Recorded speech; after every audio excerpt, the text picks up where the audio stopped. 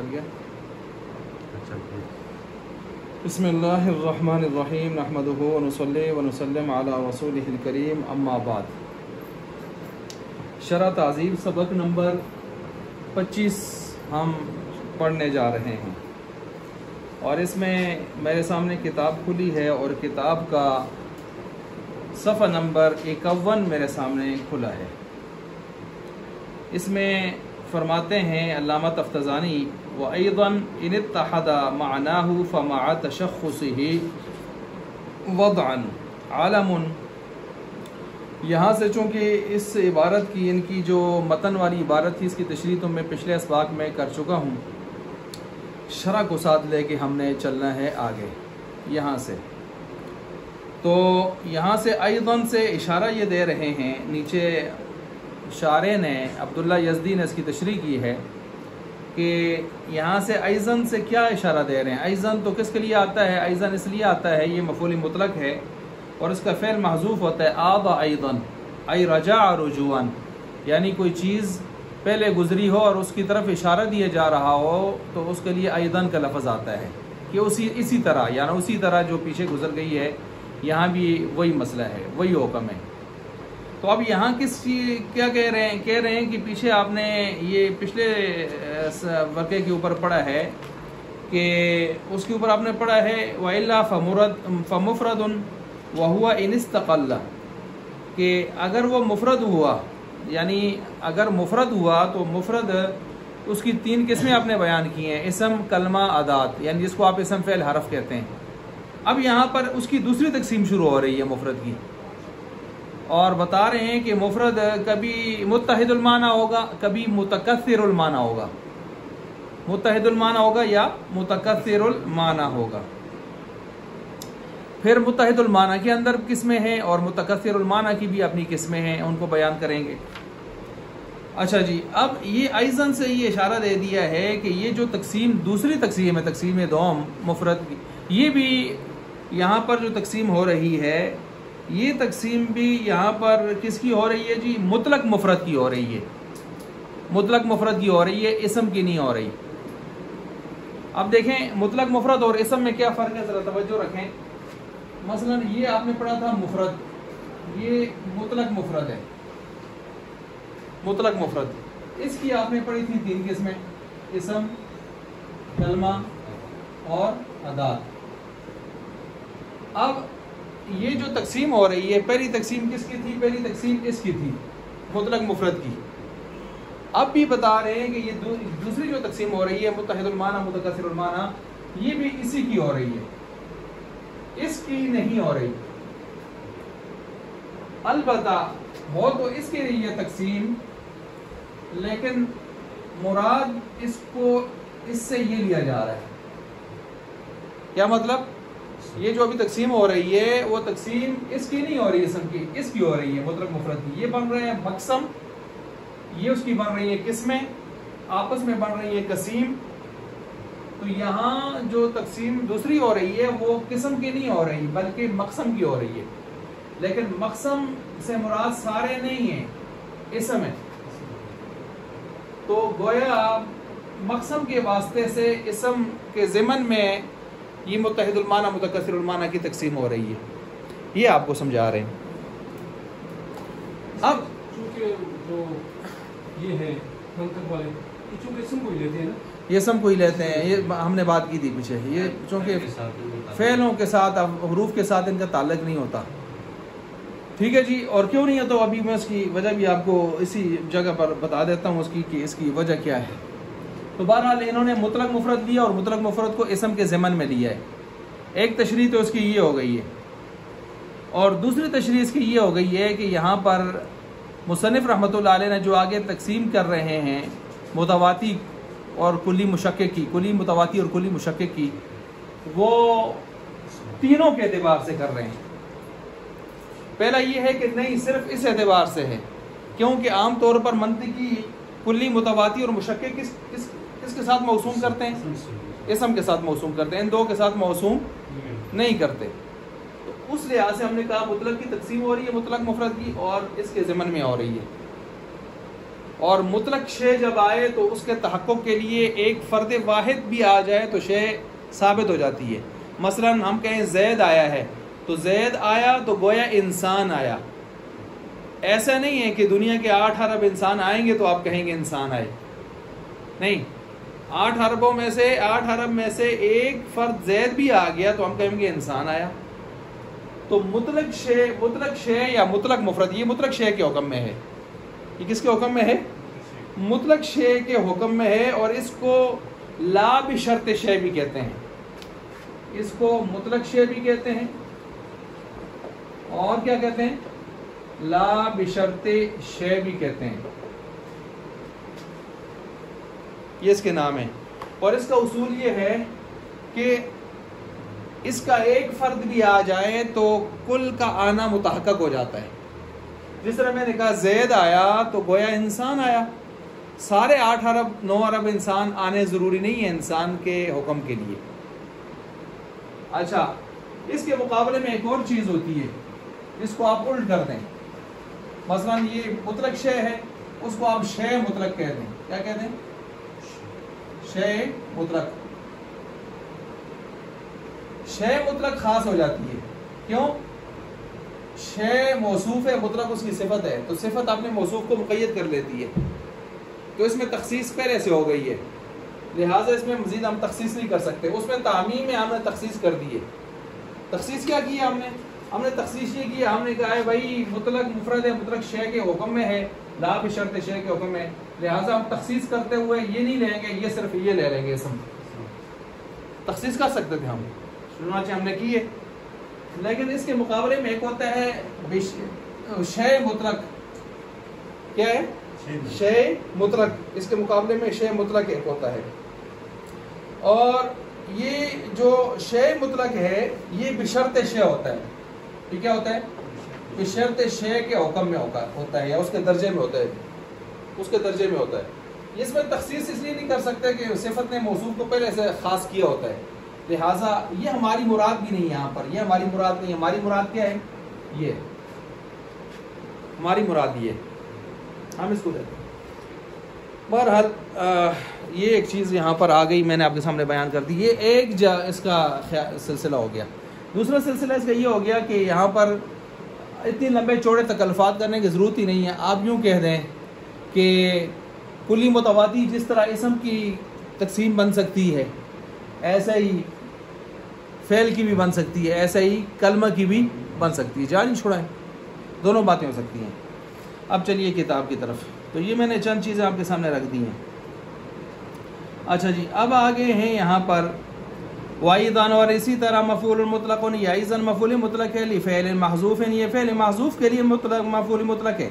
ایعاد ایضاً، ایعاد ایضاً یہ اس کا فعل نکالا. ای رجع رجوعاً اس کا معنی کر کے دکھایا کہ رجع رجوعاً یعنی جو پیچھے گزری تھی وہ دوبارہ سے اسی ترتیب سے اس حکم کے ساتھ یا اسی پوزیشن کے ساتھ آ گئی ہے. اچھا، وفیہ اشارۃ، اس میں اشارہ ہے الی اس طرف ان هذه القسمہ کہ یہ جو تقسیم ہے ایضاً اسی طرح یہ بھی لمطلق المفردی مطلق مفرد کی ہے، مطلق شے کی ہے، لا للاسم نہ کہ اسم کی، قسم کی نہیں ہے، مقسم کی ہے. اچھا، وفیہ باس، اور اس کے اندر ایک باس ہے. اس کے اندر کیا ہے؟ ایک باس ہے. اب وہ باس کیا ہے؟ وہ باس میں نے آپ کے سامنے کر دی ہے کہ وہ باس کیا بنتی ہے اس کے اندر. صحیح ہو گیا کہ وہ باس یہی بنتی ہے کہ آپ جب کہیں گے مطلق مفرد ہے تو مطلق مفرد میں تو پھر اسم کلمات تینوں آتے ہیں، تو پھر تینوں کی یہ کلی متواتی اور کلی مشکک ان کے ساتھ کس میں بنیں گی. حالانکہ ہم دیکھتے ہیں کہ منطقی کلی متواتی اور مشکک کس کے ساتھ جوڑتے ہیں؟ اسم کے ساتھ، کلمہ اور ادات کے ساتھ جوڑتے نہیں ہیں. تو پھر کیا ہوگا؟ تو وہ 2 جواب میں نے جو آپ کو دے دی ابھی، وہ 2 جواب اس کے ہو جائیں گے.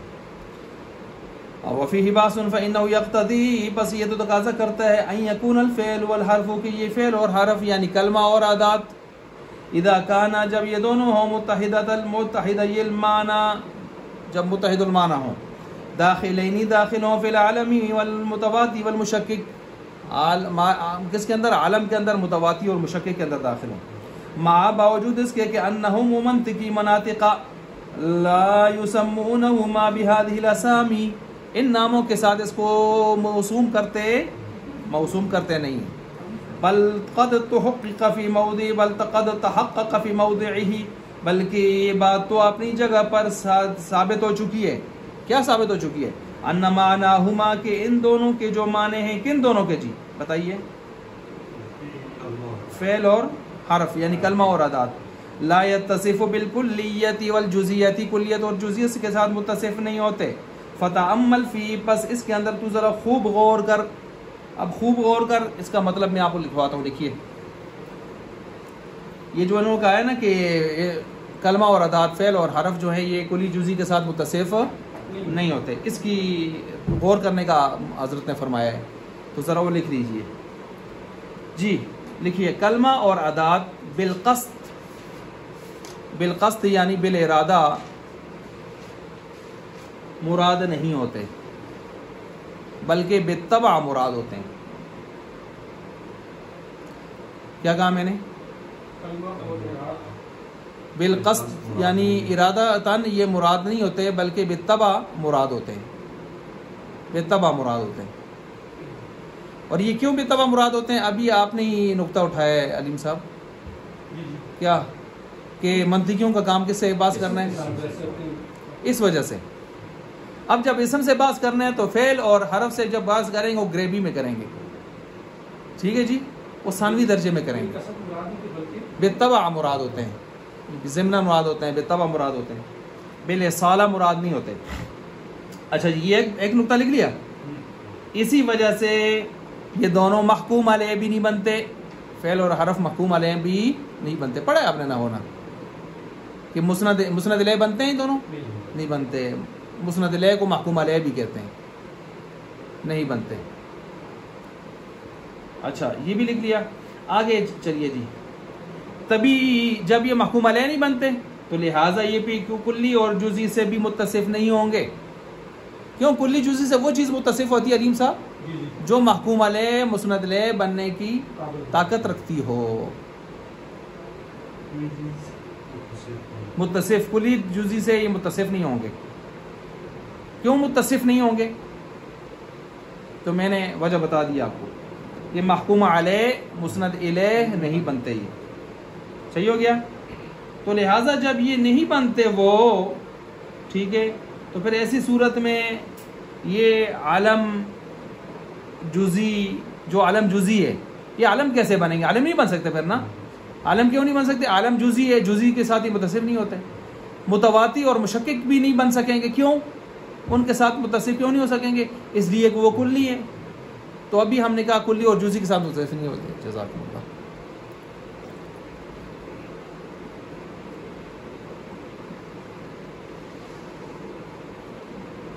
الحمدللہ جزاکم اللہ. اچھا جی اس لیے اس کے ساتھ متصف نہیں ہوتے.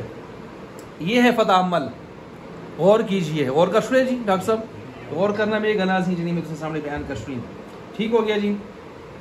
اچھا جی اب جب آپ نے یہ ساری چیز سن لی، میں نے کہا نا یہ جو پہلی چیز تھی جس میں نے کہا تھا یہ ضابطہ یہ ہے کہ ایک فرد بھی آ جائے تو گویا شے ثابت ہو جاتی ہے. زید آیا تو ہم کہہ دیں گے انسان آیا، حالانکہ انسان کلی ہے. ٹھیک ہے. اور یہاں پہلا جواب ہم نے کیا دیا تھا کہ مطلق مفرد بول کر کس کے ضمن میں مراد لیے؟ اسم کے. باقی دو کو نکالا ہے. آئی بات سمجھ؟ باقی دو کو کیا ہے انہوں نے نکالا ہے. اس کی مثال آپ ایسے بھی لے سکتے ہیں نا. دیکھیں یہ میں ایک اور مثال دیتا ہوں. حیوان، اس کی آگے جی بچڑے نکالیں اس کے. انسان. اور بتائیں جی چرند. اور بتائیں پرند. اور بتائیں درند وغیرہ. اور بتائیں جی حشرات الارض. ٹھیک ہے یہ بن گئے. اب یہ سارے اس کے بچے ہیں، اس کی قسمیں. لیکن اب ہم ایک مراد اس سے مراد لے لیتے ہیں رومی، حبشی. ٹھیک ہے جی. مختلف ایسی لوگ مراد لے رہے ہیں. اب مجھے بتائیں اب یہ کس میں جا رہے ہیں؟ سارے انسان میں جا رہے ہیں. کس میں جا رہے ہیں؟ انسان میں جا رہے ہیں. اچھا جی اب یہ جب اس میں جا رہے ہیں اور اس میں ہو کر پھر کدھر جا رہے ہیں؟ اب کوئی کہنے جی اس کے نیچے جو آ رہے ہیں تو ادھر بھی آنے چاہیے. جو اس کی چیزیں ہیں وہ ادھر بھی آنی چاہیے. ضرور نہیں ہے جو اس میں آ رہی ہیں اور جو اس کے تحت آ رہی ہیں آپ لازمی نہیں ہے وہ اٹھا کے آپ ان کے اندر بھی ماننا شروع کر دیں. ایسے نہیں ہے. یہ میں نے مثال دی ہے. اچھا یہ بات آپ کی مکمل ہوگی. آگے چلیں جی. قولہ ان اتحد ای وحد معناہ، کہتے ہیں اگر وہ ایک متحد المعنی ایک معنی رکھتا ہو تو علم ہوگا جزئی، وضعاً وضعی اعتبار سے. تشخص جزئی مشخص ہو تو وہ علم انہوں نے کہا ہے علم ہوگا، یا اس کو جزئی حقیقی بھی کہہ سکتے ہیں متاخرین کی اصطلاح میں. اور اگر وہ کلی ہے تو پھر ایسی صورت میں کلی برابر برابر اپنے افراد و صادق آئے گی تو کون سی ہوگی؟ متواتی. اور اگر برابر برابر نہیں اونچ نیچ کے ساتھ آ رہی ہے مشکک، پھر مشکک کی آگے کتنی قسمیں ہیں؟ نہ دو انہوں نے لائی ہیں، ٹوٹل کتنی ہے؟ 6. اولیت، اولویت، اشدیت، اضافیت، ازدیت، انقصیت. پڑھی ہے نا؟ کہتے ہیں یہاں پر کہ ان اتحد معناہ. اچھا اب یہاں پر ان اتحد ای وحد معناہ، یہ انہوں نے یہ تشریح کیوں کیا ای وحد معناہ؟ اس کی تشریح سے جیسے کہ یہ نوٹ کریں کہ اتحاد کا عام طور پر معنی ہوتا ہے کون الامرین متحدین فی الامر الثالث. آپ لکھ سکتے ہیں کہ اتحاد کہتے ہیں دو امروں کا متحد ہونا کسی تیسرے امر میں. دو امروں کا متحد ہونا کسی تیسرے امر میں. اب دیکھیں یہاں پر کم از کم کتنے امر متحد ہوں گے؟ 2. اور اگر آپ اس کا یہی معنی مراد لے لیں تو یہ معنی یہاں پر پھر عالم کے ساتھ نہیں جڑ سکے گا. کیوں؟ عالم کے اندر توحد ہوتا ہے یا تعدد ہوتا ہے؟ مجھے یہ بتا دیں. توحد ہوتا ہے، اکیلا پن ہوتا ہے. عالم خاص ایک چیز ہوتی ہے. تو اگر آپ کہیں گے اتحاد کا وہی معنی ہے جو عام طور پر لیا جاتا ہے کم از کم 2 امروں کا متحد ہونا کسی تیسرے امر میں، تو 2 سے بات شروع ہو جائے گی. اور عالم کے اندر 2 تو ہوتا نہیں ہے، تعدد نہیں ہے، تو توحد ہوتا ہے. تو اس لیے اتحاد کا یہ معنی نہیں بن سکے گا. منطقی کی مجھ گرہیں تک بولتے ہیں. اچھا اس لیے یہاں پر اتحاد کا وہ معنی نہیں مراد لیں گے جو عام طور پر لیا جاتا ہے. یہاں معنی کیا لیں گے؟ وحید معناہ، جو انہوں نے یہاں پر کر دیا ہے. کیا جی نوٹ کیجئے. یہاں معنی مراد لیں گے معنی کا صفت وحدت سے متصف ہونا. معنی کا صفت وحدت سے متصف ہونا کیا مطلب ہوگا؟ یعنی معنی ایک ہے. معنی کا صفت وحدت سے متصف ہونا یعنی معنی ایک ہے. ہو گیا. اچھا اب آگے چلیے. اس کو جس وقت امر کے لیے اسم کے لیے کریں گے تو اس وقت پھر یہ قرار دیں گے. ہاں اس وقت بالکل، یعنی دونوں جواب ہو سکتے ہیں. ہم نے 2 جواب دے دیے ہیں. ایک صورت میں تو صرف خاص کر لیتے ہیں اسم کے ساتھ اس تقسیم کو، اس کلمہ مفرد جو ہے مطلق مفرد کے ذریعے سے. دوسرے میں انہوں نے آخر میں سرنڈر بھی کیا ہے کہ نہیں تینوں کے ساتھ مراد لے لیں. ٹھیک ہو گیا. اچھا جی لیکن بالتبع لے لیں. پھر ہوگا کیا ہوگا؟ بالتبع لے لیں، یہ ہوگا. اچھا اب یہاں پر یہ بھی ہو گیا. آگے چلتے ہیں. فما تشخصی ای جزئیتہ، یعنی مطلب ہے اس کے اندر جو معنی پایا جا رہا ہوگا وہ تشخص کے طور پر پایا جا رہا ہوگا. تشخص کا کیا مطلب کیا؟ ای جزئیتہ یعنی جزئی کے درجے میں پایا جا رہا ہوگا. ہاں جی جزئی کے درجے میں پایا جا رہا. جزئی حقیقی، جزئی حقیقی. وضعاً وضع کے اعتبار سے. اب وضع کے اعتبار سے ذرا اس کو سمجھیے. دیکھیں جی کسی چیز کو جب وضع پیدائش جب اس کی پیدائش آپ کر رہے تھے اس وقت وہ خاص تھا کسی معنی کے لیے، تو وہ مراد ہوگا، وہ تشخص مراد ہوگا جو اس کی بنیادوں میں پڑا ہوا ہے. اگر اس وقت خاص نہیں تھا، عام تھا، بعد میں جا کے آپ نے اس کو کسی وجہ سے خاص کیا ہوا ہے، تو مصنف رحمۃ اللہ علیہ اس کو یہاں سے خارج کر رہے ہیں. وہ یہاں عالم میں داخل نہیں ہوگا. مثال کے طور پر اسماء اشارہ شروع میں اس کو جب بنانے والوں نے بنایا تھا یہ ہاذا، یہ کوئی صحیح ہے، لیکن جب استعمال ہوتا ہے ہاذا وہ خاص کر لیتا ہے اگلے کو. اس لیے تو معرفہ بناتا ہے. آپ نے معرفہ کی 7 قسمیں پڑھی ہیں نا، ان میں ایک اسماء اشارہ بھی ہے. کسی چیز کا اشارہ کرو وہ جزئی بن جاتی ہے، معرفہ بن جاتی ہے. یہ استعمال میں ہے، وضع میں نہیں ہے. اور یہاں حضرت نے قید لگا کے وضعن سے ایک بتا دیا کہ تشخص کس طرح ہونا چاہیے، وضعن ہونا چاہیے پیدائشی. استعمال کے اعتبار سے تشخص آیا تو وہ ہم قبول نہیں کریں گے. لہٰذا یہاں پر عالم سے مراد صرف زید اس طرح کے نام ہوں گے، اسماء اشارے نہیں ہوں گے اس میں. یہ کس کا قول ہے؟ ماتن کا.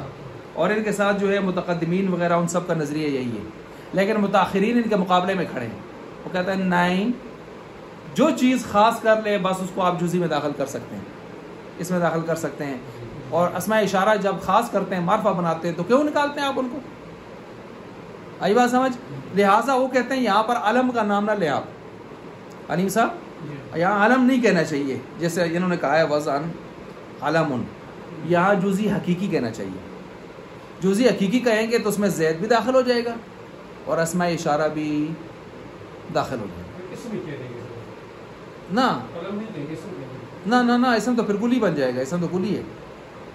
تو یہ جزی حقیقی میں عالم زید بھی آ جائے گا اور غیر عالم یہ جو اسماء اشارہ ہیں یہ بھی آ جائیں گے. متاخرین کہتے ہیں، اور من حال ہے متاخرین ٹھیک آتے نہیں، خام و حق فرق کر دیں گے. معرفہ بھی دکھائی دیں قسمہ بڑھائی دین جزی بڑھائی دین کھڑ گئے. اچھا اب یہاں پر اگر آپ صورتیں بنائیں، تفصیل بہت ہے، اچھا میں بہت ساری تفصیلات چھوڑ کے جا رہا ہوں، حذف کرتا ہوں، صرف کام کی جو آپ کے لیے چیزیں وہ بتا رہا ہوں. ورنہ یہاں پر 4 صورتیں بنتی ہیں. کتنی صورتیں بنتی ہیں؟ 4 صورتیں بنتی ہیں. 4 صورتیں کون سی بنتی ہیں؟ واضح نے جب اس کا تصور کیا ہوگا تو جزی کا تصور کر کے لفظ وضع کیا ہوگا اس کے لیے، تو وضع بھی خاص ہوگا اور موضوع لہو بھی خاص ہوگا، ایک صورت. دوسری صورت میں یہ ہے کہ نہیں، مفہوم جزی کا نہیں، مفہوم کلی کا تصور کر کے اور مفہوم ہی کے لیے لفظ کی وضع کی گئی ہوگی، معنی کہ جو ہے اس کے لیے وضع کی گئی ہوگی. تو پھر ایسی صورت میں وضع بھی خاص اور موضوع وضع بھی عام اور موضوع لہو بھی عام.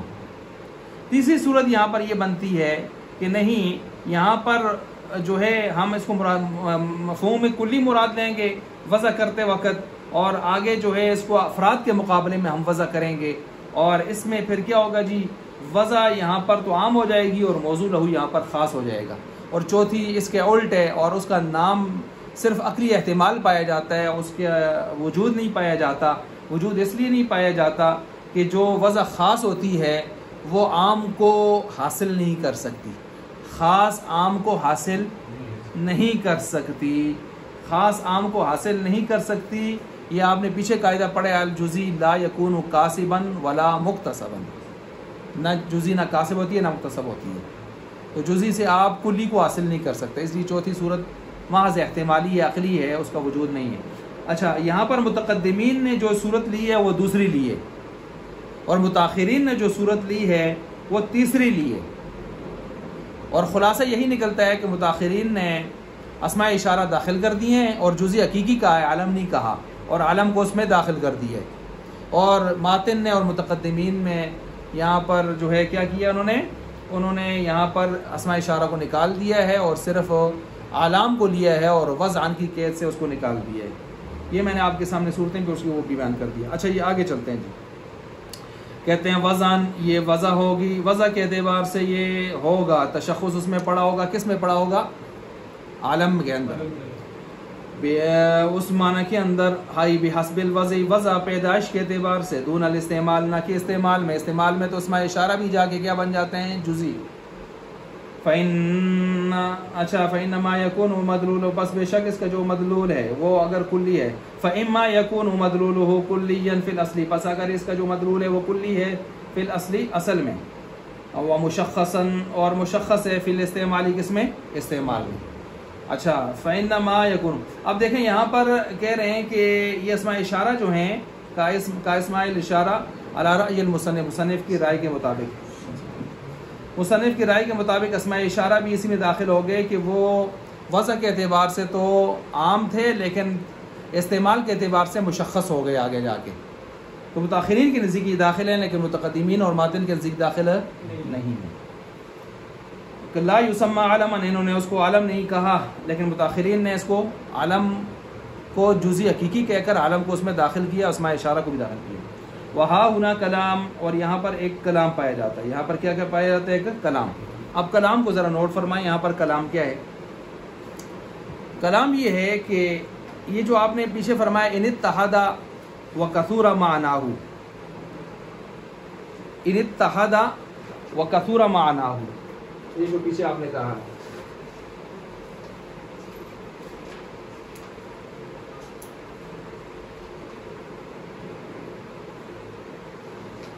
یہ جو آپ نے پیچھے یہ لفظ بولے ہیں،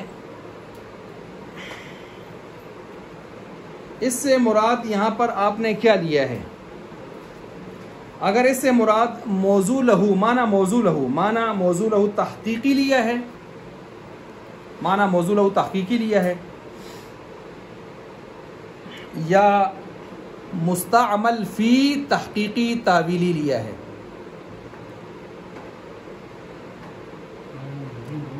یا مستعمل فی تحقیقی تعویلی لیا ہے،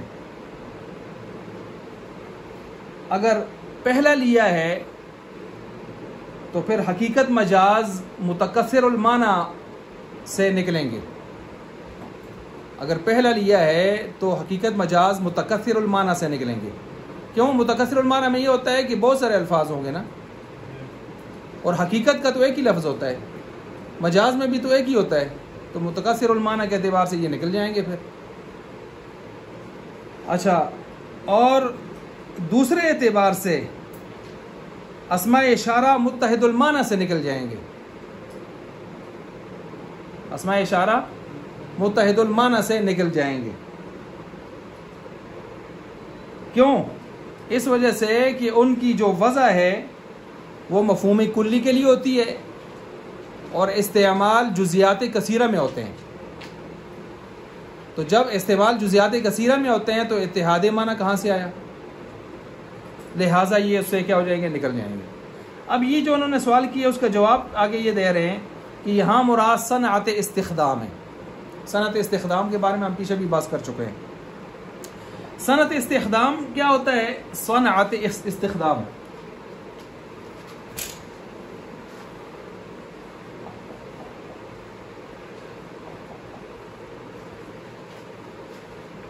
صنعت استخدام کیا ہوتا ہے؟ صنعت استخدام یہ ہوتا ہے کہ لفظ ذکر کر کے ایک معنی مراد لے لیا جائے اور آگے چل کے پھر ایک ضمیر لوٹا کر اسی لفظ کا ایک دوسرا معنی مراد لے لیا جائے. کیا کہا میں نے؟ لفظ ذکر کر کے ایک معنی مراد لے لیا جائے، آگے چل کے ضمیر لوٹا کر اسی لفظ کا ایک دوسرا معنی مراد لے لیا جائے. اس کو صنعت استخدام کہتے ہیں. اب یہاں پر بھی صنعت استخدام ہوا ہے. کیسے؟ ان اتحاد معناہ میں ہم نے جو معنی لیا ہے وہ معنی موضوع لہو تحقیقی لیا ہے، معنی موضوع لہو تحقیقی لیا ہے، اور اس میں اشارات داخل ہو گئے، اسماء اشارہ داخل ہو گئے، تو اسماء اشارہ اس کے اندر داخل ہو گئے کیونکہ ان کا معنی موضوع لہو بھی کلی ہوتا ہے. ان کا بھی معنی موضوع لہو کیا ہوتا ہے؟ ایک کلی ہوتا ہے. پھر آگے مصنف نے وضعن کی قید سے ان کو نکال دیا، وضعن کی قید سے ان کو نکال دیا، اور آگے چل کے کثورہ سے ضمیر لوٹا کر ہم نے معنی مستعمل فی لے لیا، معنی مستعمل فی لے لیا، اور یوں حقیقت اور مجاز کو متکثر المعنی میں ہم نے داخل کر دیا، معنی مستعمل فی.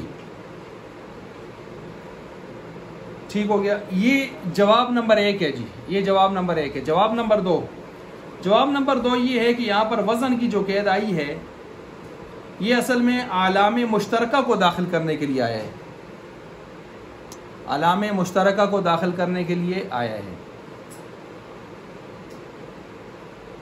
علام مشترکہ کیا ہوتے ہیں؟ ایک پوری جماعت، اس کا نام زید ہو، ہر ایک زید ہے، زید ہے، 12 آدمی بیٹھے ہیں، 14 آدمی بیٹھے ہیں، زید، تو زیدون کی جماعت ہو جائے، زیدون کی کیا ہو جائے؟ جماعت ہو جائے. تو زیدون کی جو جماعت ہے علام مشترکہ، علم کی جمع علام نا مشترکہ، لیکن ان سب کی وضع جو ہوئی ہے ان کے لیے وہ ایک ہی دفعہ ہو گئی ہے یا علیحدہ اپنے طور پر وضع ہوئی ہے؟ اپنے اپنے طور پر وضع ہو گئی ہے نا، ان کی وضع کے اعتبار سے ہم ان کو پھر بھی جزئی حقیقی کہیں گے، یعنی علم ہی کہیں گے۔ تو مصنف رحمۃ اللہ علیہ نے وزن کی قید سے علام مشترکہ کو نکلنے نہیں دیا، خارج نہیں ہونے دیا، بلکہ ان کو بھی شامل کر دیا ہے کہ اگر ایسی صورت بھی پیش آئے تو وہ بھی اس کے اندر کیا ہیں، داخل ہیں۔ اچھا جی، اب آگے چلیں۔ وزن ای بحسب الوضع دون الاستعمال، اچھا یہ تو ہو گیا تھا اوپر۔ قسم الشرع علی المصنف لا يسمى علما وهاهنا كلام وهو ان المراد بالمعنى في هذا التقسيم اما الموضوع له تحقيقا او مستعمل فيه اللفظ سواء وضع اللفظ له تحقیقا او تعویلا۔ تحقیقا لفظ کس میں استعمال ہوتا ہے جی؟ نیچے لکھا ہے کما فی الحقیقہ، جیسے حقیقت میں، اور تعویلا کس میں استعمال ہوتا ہے؟ کما فی المجاز، جس طرح کے مجاز میں۔ فعل الاولی، پس پہلی صورت کے اندر موضوع لہو تحقیقی ہو، معنی موضوع لہو تحقیقی ہو۔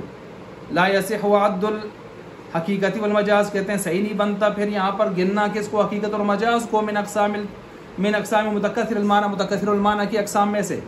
وعلی ثانی، اور دوسری صورت میں یدخلوا، یہ داخل ہو جائیں گے، نحو اسماء الاشارہ، اسماء اشارہ بھی اس میں داخل ہو جائیں گے، علی مذہب المصنف، مصنف کے مذہب کے اوپر، فی متکثر المعنی، متکثر المعنی کے اندر، ویخرجوا، پھر انہوں کو نکالنا تھا، ہم متحد المعنی، متحد معنی کسے نکال دیا۔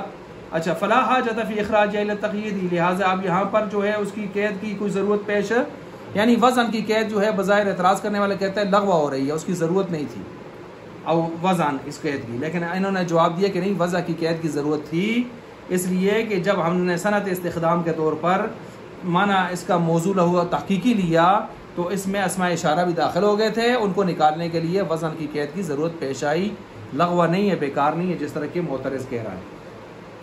اچھا جی، اسی طرح کہتے ہیں قولہ ان تساوت، آگے قولہ، قول الماتن، علامہ تفتزانی کا قول آ گیا ہے جی، کیا؟ ان تساوت، اگر یہ آپس میں بالکل برابر سرابر ہوں، ای یکونو، کیا مطلب برابر سرابر ہونے کا؟ ای یکونو صدق هذا المعنى الکلی علی تلک الافراد علی السویہ، برابر سرابر ایک دوسرے پر صادق آتے ہوں، ناطق انسان پر، انسان ناطق پر۔ علیم صاحب بتائیے کون سی کلی ہے؟ ادھر سے تو پھر ہم دیکھیں تو تساوی ہے آگے جو آ رہی ہیں، اور ادھر متواتی ہے۔ کیا مطلب؟ انسان اپنے تمام افراد پر، انسان اپنے تمام افراد پر برابر صادق آتا ہے، یہ نہیں ہے کہ کوئی انسان کم ہے، کوئی انسان زیادہ ہے۔ تو جنس کے اعتبار سے، نوع کے اعتبار سے انسانیت سب میں برابر ہے، اور جنس کے اعتبار سے حیوانیت بھی سب میں برابر ہے، یہ نہیں کہ کم حیوان ہے کوئی زیادہ حیوان ہے، تو یہ کلی متواتی ہو گئی ہے، فٹ ہو گئی ہے، برابر برابر۔ قولہ ان تفاوتت، اگر ان کا قول ہے ماتن کا، اگر وہ تفاوت کے ساتھ صادق ہے، ایکونو صدق هذا المفہوم، کس مفہوم کا جو صادق آنا ہے، علی بعض افرادی، اس کے بعض افراد پر، مقدماً، اس طور پر کہ وہ مقدم ہوں اس پر صادق آنے میں، علی صدقہ، علی بعض آخر، دوسرے بعض کے اوپر، یعنی بعض پر پہلے صادق آئے ہوں، بعض میں بعد میں صادق آئے ہوں۔ مثال ادھر ہی لکھ لیجیے، نیچے حاشیے میں لکھی ہوئی ہے، آپ نوٹ کرتے ہیں، بے شک نوٹ کر لیں۔ وجود باپ کا مقدم ہے وجود بیٹا پر، وجود اب مقدم ہے وجود ابن پر، اور یہ ہے کون سی؟ اولیت، اولیت، باپ اول آتا ہے، بیٹا ثانوی طور پر آتا ہے، تو باپ کا وجود مقدم ہے کس پر؟ بیٹے کے وجود پر، بالعلیہ، علیہ کے طور پر، یعنی باپ کا ہونا علت بنا ہے اس کے لیے نا۔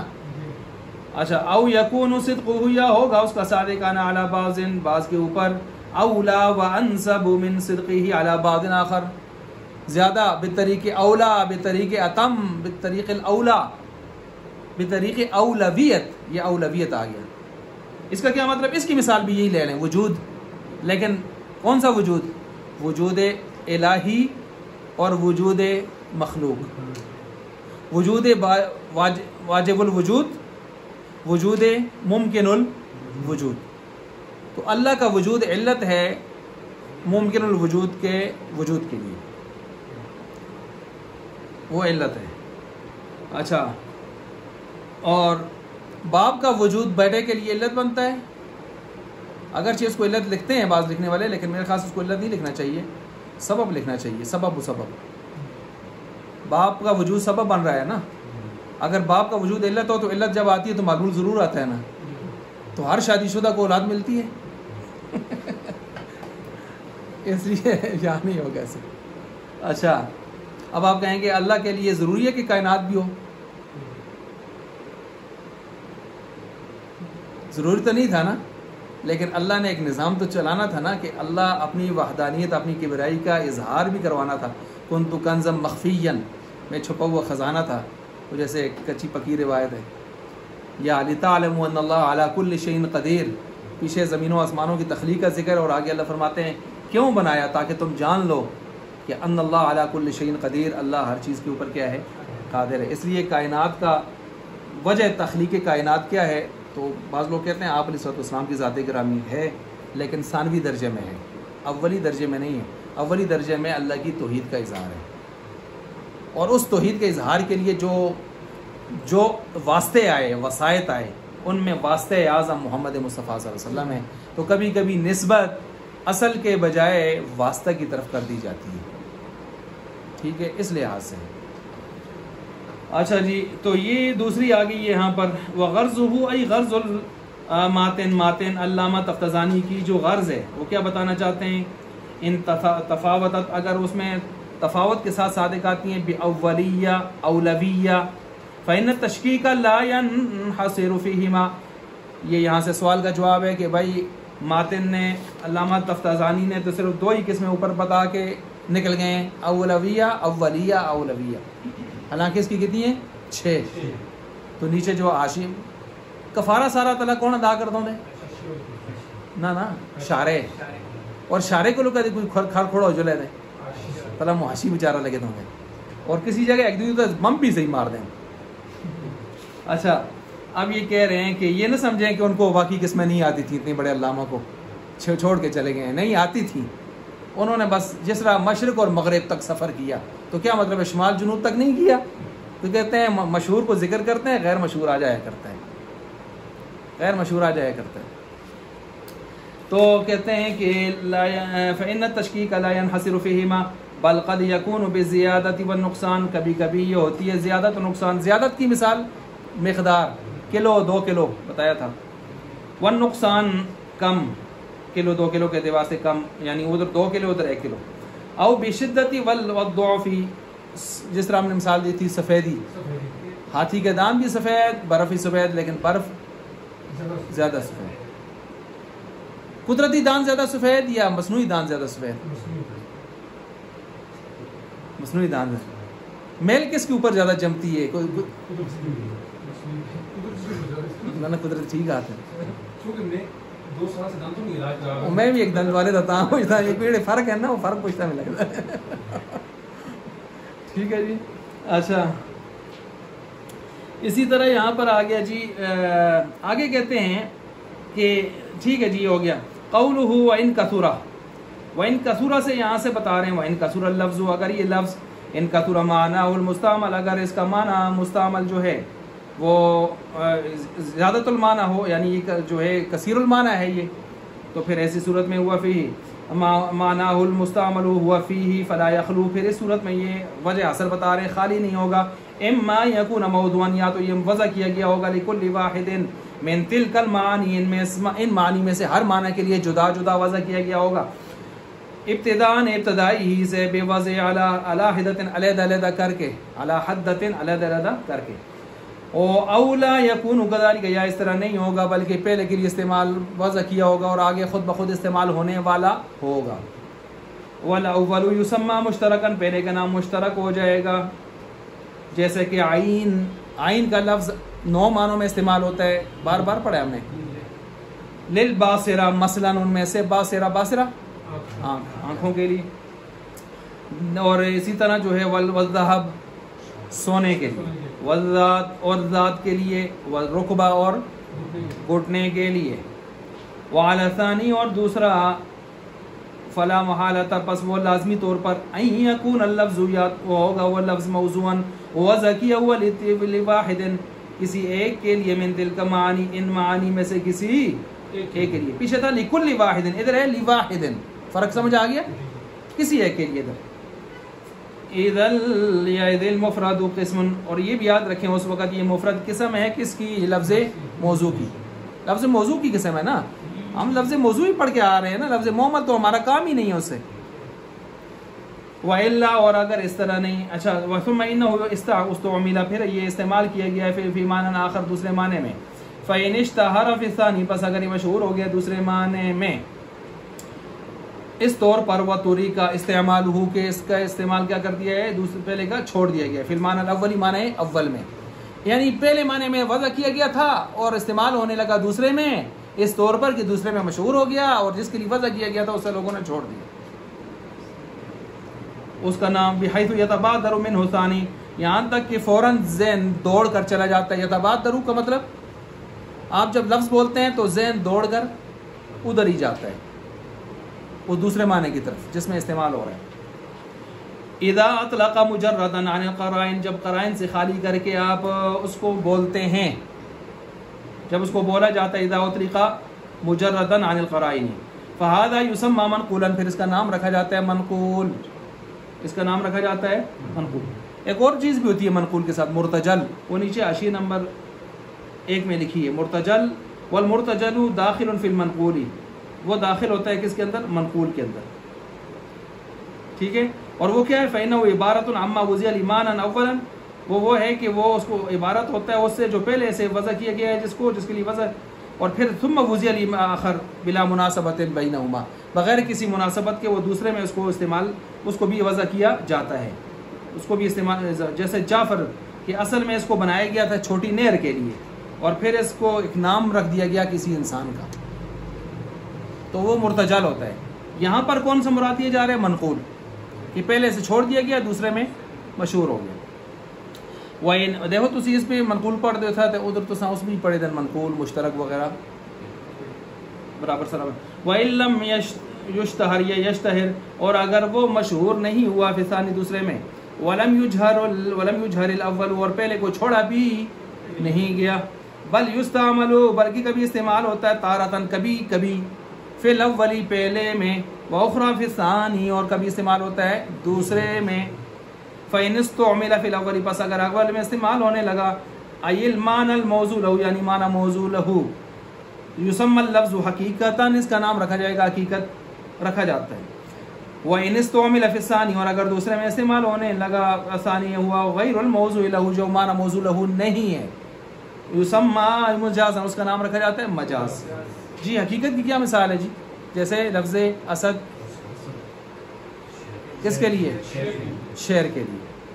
ٹھیک ہے، حیوان مفترس، چیرنے پھاڑنے والے درندہ کے لیے. اور یہ اسد استعمال ہو جائے رجل شجاع کے لیے تو مجاز. ٹھیک ہو گیا.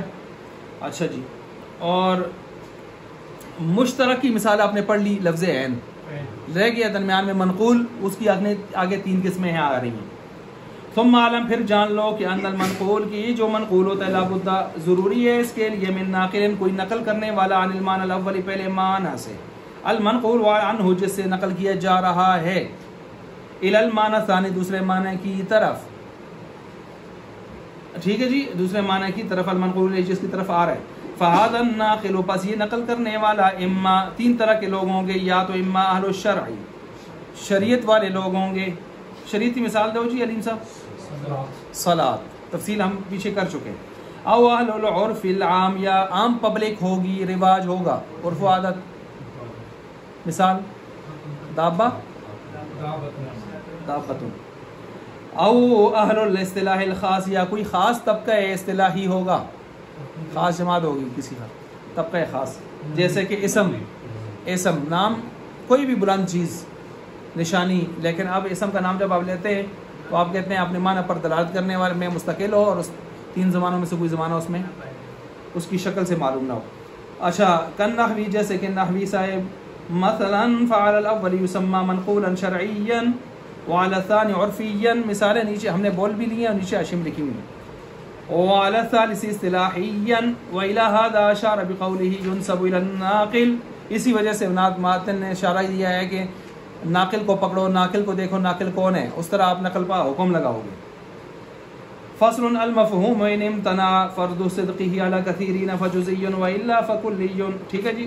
آخری فصل آج کے سبق کی آ گئی.